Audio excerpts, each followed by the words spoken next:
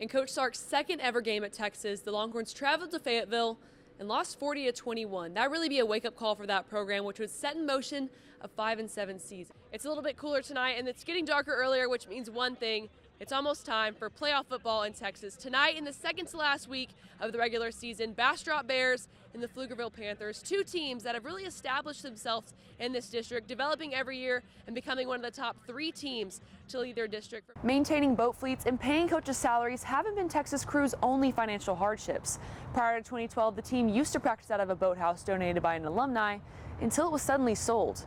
The team also has no place to practice on campus, and this is instead the facility they work out in. Campbell Choate here at the AAU Junior Olympics, joined with none other than Charles Oliver, who you might know as Coach O, who's probably the face of AAU track and field. And we are on day 7 of the AAU Junior Olympics, and it's been a long week, but very exciting week. How are you feeling, Coach O? You've heard about a case of the Mondays, but what about a case of the Tuesdays? Past few times, Texas baseball has hosted someone at home on Tuesday. It's been hit or miss, losing to Texas State last week and then UTSA 2 weeks before that. But one thing to get them out of the slump was a 12-2 win against Houston Christian.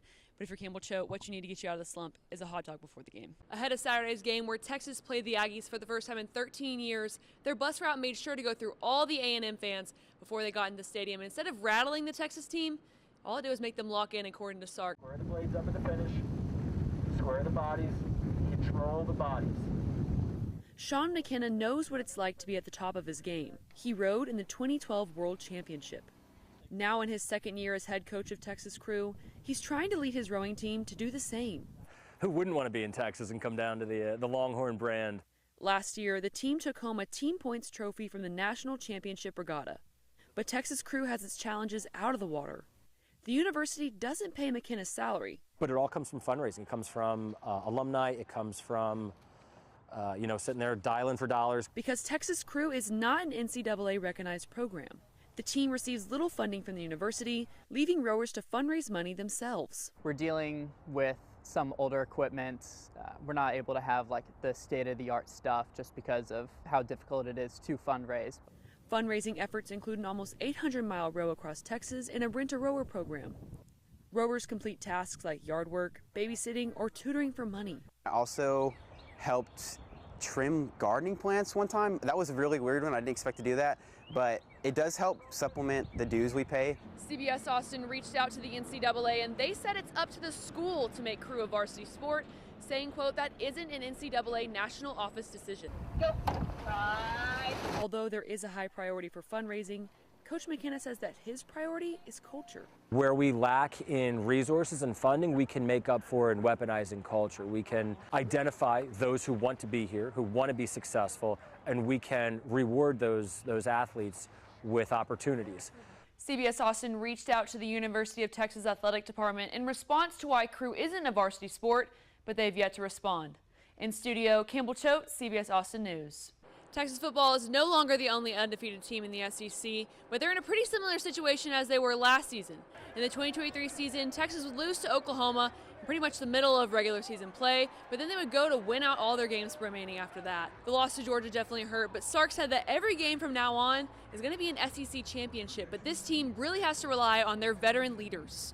I think a lot of young guys that hadn't been exposed to this before, just kind of thinking it was the end of the world, and we got to take that upon ourselves as a leadership council to, like I said before, stay consistent, keep bringing guys along.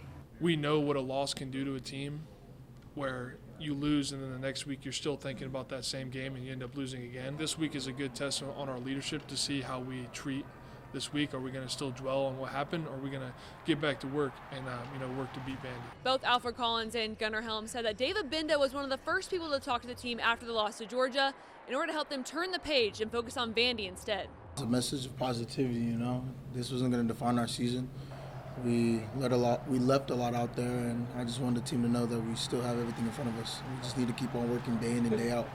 Calvin Banks said today that his entire trust is in quarterback Quinn Ewers, even after he got sat in the second quarter against Georgia. And Sark also reiterated that Quinn's a starting quarterback, and they'll need that faith in him as they head to Nashville to play a ranked Vanderbilt team who has some credibility after beating Alabama. But for now, at DKR Texas Memorial Stadium, Campbell Choate, KXAN News.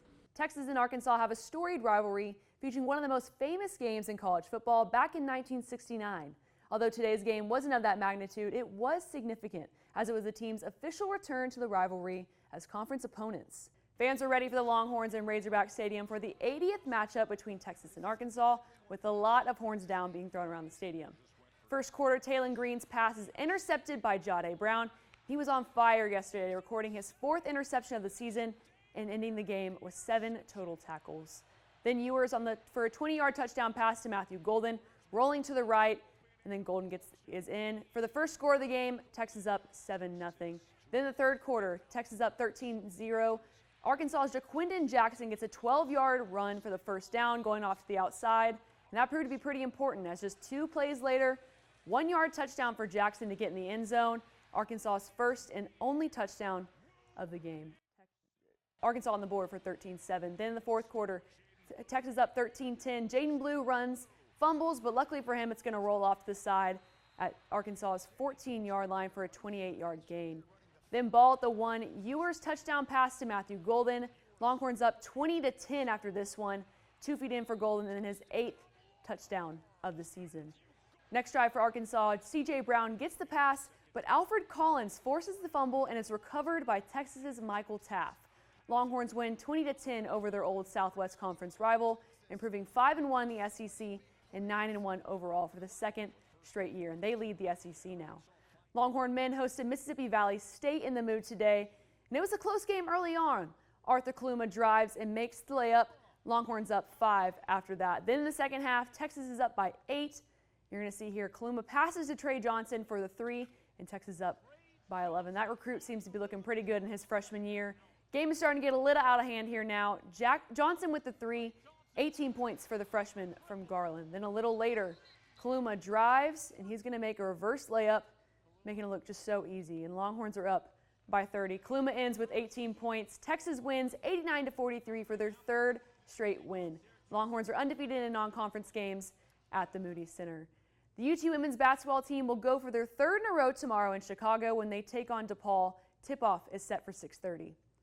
Homecoming in San Marcos tonight for G.J. Kinney's Texas State squad facing Southern Miss. First quarter with no score, Jordan McLeod touchdown pass to Ishmael Mahdi, 7-0 Bobcats. Then late in the first, up 14-0. Backup quarterback Brad Jackson is in the end zone for an 11-yard touchdown run, up 21-0 for Texas State. Then again late in the first half, 27-3, Jordan McLeod 15-yard touchdown pass to Ishmael Mahdi. Texas State up 34-3 after that one. 4 touchdown passes for McLeod. Bobcats win 58-3, and they're bowl eligible 2 years in a row now, with a lot of people jumping in the San Marcos River to celebrate that one. A Central Texas reunion took place in Pittsburgh today, with Pitt hosting the 20th ranked Clemson. Lake Travis alum Nate Yarnell gets an 8-yard touchdown pass to Gavin Bartholomew to tie the game at 17. He had 350 passing yards on the day. Then under 2 minutes left, Pitt up 20-17. Westlake alum Kate Klubnik gets a 50-yard touchdown run to win the game for the Tigers. Clemson wins 24-20, and that's your final score for PA. That's it for sports tonight.